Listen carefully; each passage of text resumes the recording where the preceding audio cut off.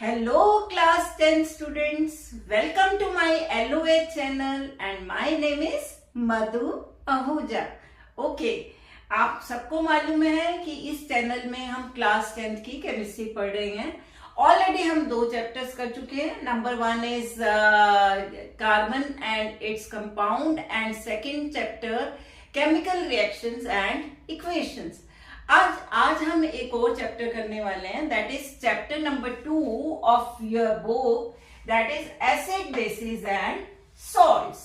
Okay, अब this is part 1। Okay, इसमें सबसे पहले हम पढ़ेंगे कि एसिड और बेस होते क्या है। देखो, ऑल एसिड्स आर सार इन टेस्ट। अगर कोई चीज एडिबल है, खाने की है, तो वो हमेशा अगर खट्टी है तो उसमें एसिड होगा। And all bases are bitter in taste and soapy in touch. अब सार में for example lemon, we are using lemon, ठीक है। नींबू खट्टा होता है तो उसमें क्या होता है, एसिड प्रेजेंट होता है। Bitter example you can take karela, bitter gourd कहते हैं जिसको। तो bitter gourd is also very bitter in taste and soapy in touch also. And all acid release hydrogen ion and all bases release hydroxyl ion, OH- ion. ये detail में हम आगे के parts में पढ़ेंगे। ओके, अभी हम इतना ही। ओके, अब इन एसिड्स और बेसिस को अगर आपने पहचान करना है और these acid and basis are not edible, means खाने के नहीं है, तो how will you identify whether a particular solution is acid और बेस। तो उसके लिए हम एसिड बेस इंडिकेटर यूज करते हैं। अब ये एसिड बेस इंडिकेटर क्या है? These are an acid base indicator is a substance that changes colour और odour in response to the acidity और basicity of a solution.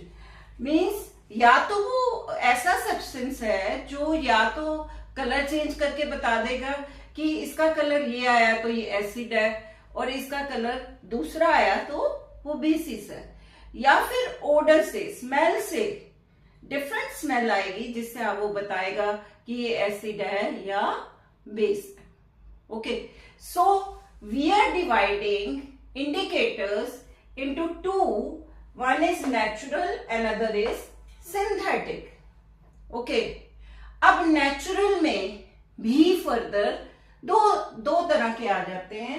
By changing colour, जो अपने कलर चेंज करके बताता है, बाय चेंजिंग ऑर्डर, ठीक है, अपनी स्मेल से। And these kind of indicators are called olfactory indicators, ठीक है। And second is synthetic indicator. Let's study about first of all natural indicators. Natural indicators में सबसे पहले हम वो पढ़ते हैं जो कलर चेंज करके होते हैं। Number 1 is red and blue litmus. You know litmus जो है एक plant which is lichens which belong to Thallophyta,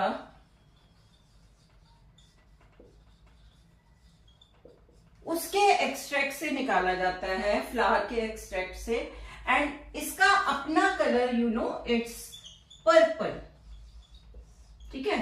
और जब हम इसमें एसिड डालते हैं या बेस डालते हैं तब ये 2 तरह के लिटमस में चेंज हो जाता है, red and blue. So 2 type of litmus are there, red litmus and blue litmus.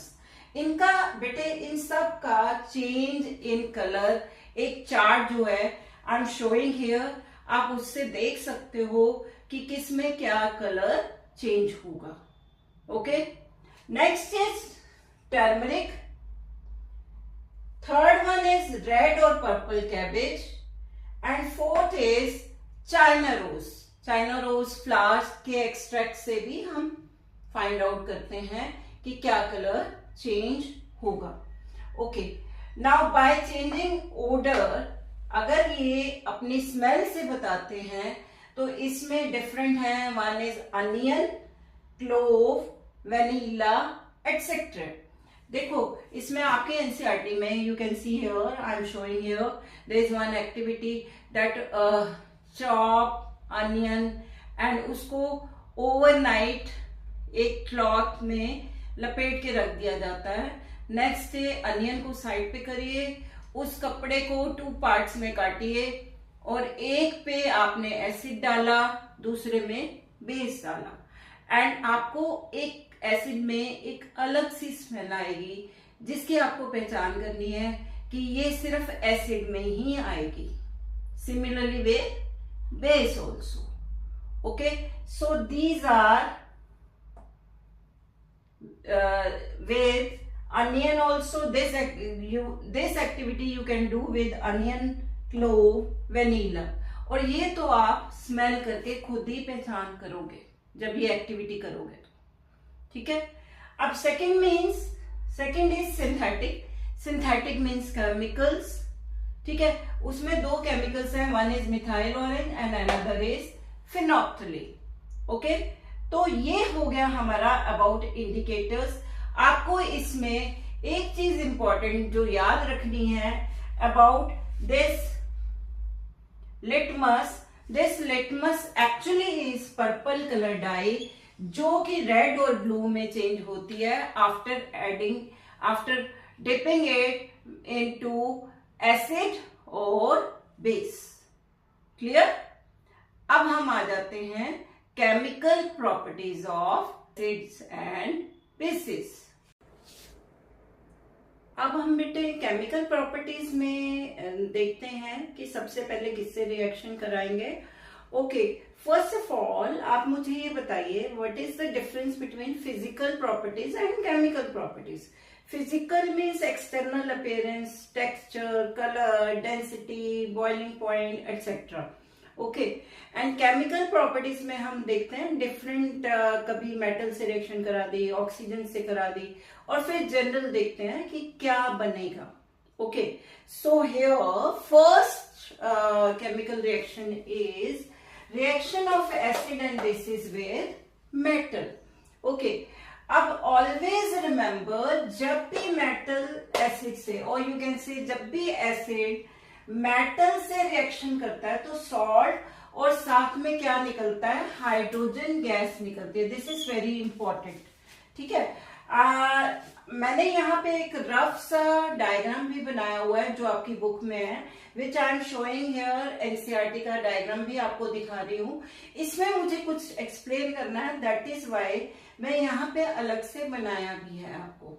Okay, this diagram is quite important. इसके बेसिस पे एमसीक्यू में आता है, कुछ पूछा जाता है जिसका आंसर आपको आना चाहिए।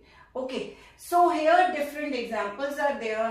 फॉर एग्जांपल, जब आयरन HCl के साथ, आयरन इज ए मेटल और hydrochloric acid, this is acid, तो this will form salt which is iron chloride और हाइड्रोजन गैस निकली।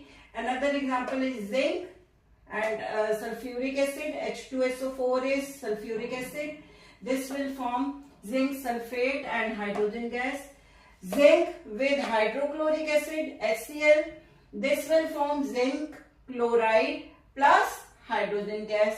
And here one more example, I have given few examples only. One more example is of aluminium sulfuric acid से reaction करके aluminium sulfate, this is the formula of aluminium sulfate, and hydrogen gas release हुई। This is about that जब acid metal से reaction करते हैं तो क्या release करते हैं, hydrogen gas. But in next chapter metal non metal में पढ़ोगे, अगेन एक्सेप्शन इज देयर। यहां पे एक एक्सेप्शन है दैट मेटल जो है जब स्ट्रॉन्ग HNO3 से नाइट्रिक एसिड से रिएक्शन करेंगे और तो this will not release hydrogen gas. Hydrogen gas नहीं निकलेगी, उसकी जगह वाटर बनेगा। क्या बनेगा? वाटर। ये आप नेक्स्ट चैप्टर में डिटेल में पढ़ोगे, why because this HNO3 strong oxidizing agent. ये आप नेक्स्ट चैप्टर में डिटेल में पढ़ोगे, ठीक है। So again exception, but very dilute HNO3 क्या है? Nitric acid. तो वेरी डाइल्यूट नाइट्रिक एसिड के साथ कुछ मेटल्स हाइड्रोजन गैस रिलीज करते हैं। In detail will study in next chapter. Okay, अब हम आते हैं इस डायग्राम पे, ठीक है।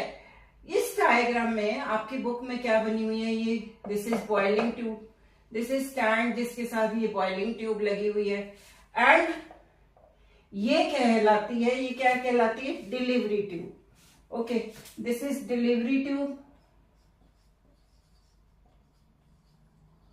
जो डिलीवरी ट्यूब जो गैस को लेके जा रही है ना, उसको डिलीवरी ट्यूब बोलते हैं। This is boiling tube. ये आपका हो गया स्टैंड। ओके, एंड इसमें क्या डाला हुआ है? Zinc and plus hydrochloric acid. अब जब जिंक और हाइड्रोक्लोरिक एसिड होंगे, जैसे कि मैंने यहां दिखाया, तो it will change into zinc chloride. साथ में कौन सी गैस निकलेगी? Hydrogen gas. अब यहां पे देखिए, डिलीवरी ट्यूब से हाइड्रोजन गैस आएगी ऊपर, एंड यहां नीचे वाटर ट्रफ बनाया गया और यहां से निकलेगी ऊपर, ठीक है। नंबर 1, ऊपर यहां दिखाया गया बर्निंग, क्या लेके आए हैं? मैच स्टिक, और it Burns with pop sound. Pop sound क्या होती है बेटा? पॉप साउंड मीन्स जैसे आप पॉपकॉर्न बनाते हैं ना, तो एकदम कट कट कट कट की आवाज आती है, दैट इज पॉप साउंड। और एग्जैक्टली वही आपको आवाज आती है जब हाइड्रोजन गैस होती है, तो उसके पास हम मैच स्टिक या बर्निंग कैंडल लेके जाते हैं और उसमें एकदम से पॉप साउंड आती है और उसके बाद वो बुझ जाती है, ठीक है। तो ये तो किसका टेस्ट हो गया? This is test for hydrogen gas. This is confirmatory test for hydrogen gas. Always remember, जहां पे पॉप साउंड आएगी, कोई भी गैस बर्न होगी विद पॉप साउंड, वो कौन सी गैस होगी? You know, gas is colourless and odourless, smelless है। तो आपको ना दिख रही है ना स्मेल आ रही है, तो उसका कोई तो टेस्ट होगा जिससे पता लगे कि ये हाइड्रोजन गैस है। तो उसका टेस्ट यही है कि जब हम उसके पास बर्निंग मैच स्टिक लेके जाते हैं, तो क्या होता है? It Burns with pop sound. ये तो बहुत ही इंपॉर्टेंट है, आपसे पूछा जाता है। Number 2, this type of apparatus setup is called downward displacement. Downward displacement in water. इस apparatus सेटअप का नाम क्या है? apparatus सेटअप मीन्स ये जो डायग्राम बना हुआ है, wait a minute,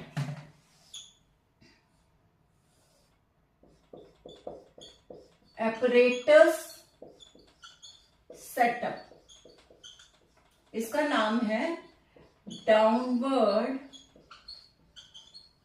displacement in water. अगर आप देखो, इसमें सोप भी डाल देते हैं इसमें, ठीक है, वाटर में।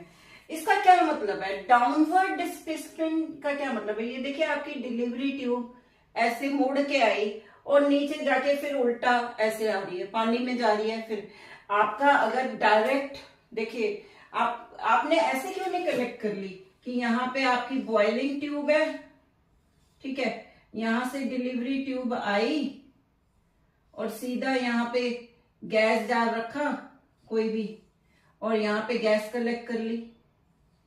ऐसा क्यों नहीं किया आपने? इसमें क्या है? अपवर्ड है, नॉट डाउन। इसमें क्या है? नीचे को घूम के जा रहे हैं। मान लीजिए आपको यहाँ कलेक्ट करना है, तो आपको यहाँ पे ऐसे उल्टा करके जार रखना पड़ेगा और फिर गैस को कलेक्ट करना पड़ेगा, जो आपकी बुक में नहीं बना हुआ है डायग्राम, बट मैं यहाँ बना रही हूँ कि जार को आपने उल्टा करके रख दिया और उसके बाद आप इस गैस को कलेक्ट कर रहे हो। अब ऐसा क्यों? उल्टा क्यों किया? पानी में क्यों डाला? ठीक है, पहले तो इस सेटअप को हम क्या बोलते हैं, डाउनवर्ड डिस्प्लेसमेंट, जिसमें हम उल्टे जार को पकड़ के हम गैस कलेक्ट करेंगे और फिर वाटर में भी डाल लेना। ठीक है, इस सिर्फ अपरेटस सेटअप को देख के आपको नहीं पता क्या चीजें डली हैं, आपको नहीं पता कौन सी गैस रिलीज हुई है, सिर्फ अपरेटस सेटअप को देख के आप इस गैस की 2 फिजिकल प्रॉपर्टीज बता सकते हैं। मालूम है आपको? ठीक है, 2 फिजिकल प्रॉपर्टीज। फिजिकल प्रॉपर्टीज कौन कौन सी है? Number 1, gas is lighter than air. अरे भाई बहुत हल्की है, तभी तो अगर आप सीधा ही उसको कलेक्ट कर लोगे तो वो तो ऊपर को भागेगी, कितनी वेस्टेज हो जाएगी। तो उसको उल्टा करके देखिए, यहां डिलीवरी ट्यूब उल्टे में उसको कलेक्ट किया जाता है। दूसरा, gas is insoluble in water. अगर पानी में सॉल्युबल होती तो पानी में ना डालते। पानी भी क्यों दिया? क्या? ताकि उस गैस की स्पीड और कम हो जाए। ठीक है, गैस की स्पीड कम होगी ताकि आपको कलेक्शन में इजी रहेगा, एकदम ऊपर को नहीं भागेगी। ठीक है, तो अगर मान लो आपको ये कुछ नहीं दिया हुआ, नहीं मालूम आपको कि यहाँ पे क्या डला हुआ है, नहीं मालूम कौन सी गैस निकल रही है, सिर्फ सेटअप बताया हुआ है, तो भी आप उस सेटअप को देख के ये 2 फिजिकल प्रॉपर्टीज जो भी गैस निकलेगी उसकी बता सकते हो। ये तभी किया जाएगा जब गैस लाइटर देन एयर होगी and gas is insoluble in water. Okay, ठीक है, ये तो हो गया अबाउट एसिड। अब बेस में आते हैं। मेटल्स जो है बेस के साथ कोई रिएक्शन नहीं करते, but again exceptions are there. There are zinc, aluminium and lead which react with, of course, bases and release hydrogen gas. Salt बनाते हैं और साथ में हाइड्रोजन गैस। ये हम डिटेल में फिर मेटल नॉन मेटल में पढ़ेंगे अबाउट एम्फोटेरिक ऑक्साइड्स। ठीक है, तो अभी हम इसमें इतना ही पढ़ रहे हैं कि यहाँ पे जैसे जिंक सोडियम हाइड्रोक्साइड के साथ रिएक्शन करा तो क्या बनाया उसने, sodium zincate plus hydrogen gas. Aluminium sodium hydroxide के साथ रिएक्शन करा तो क्या बना, sodium aluminate plus hydrogen gas. ये एक्सेप्शंस हैं, अदरवाइज बाकी बेसिस जो हैं, बाकी मेटल्स बेसिस के साथ कोई रिएक्शन नहीं करते। आज हम सिर्फ यही केमिकल प्रॉपर्टी पढ़ रहे हैं, क्योंकि अगर हम सारे केमिकल प्रॉपर्टीज करेंगे तो वीडियो बहुत लंबी हो जाएगी। नेक्स्ट में हम reaction of acid and basis with metal hydrogen carbonate पढ़ेंगे।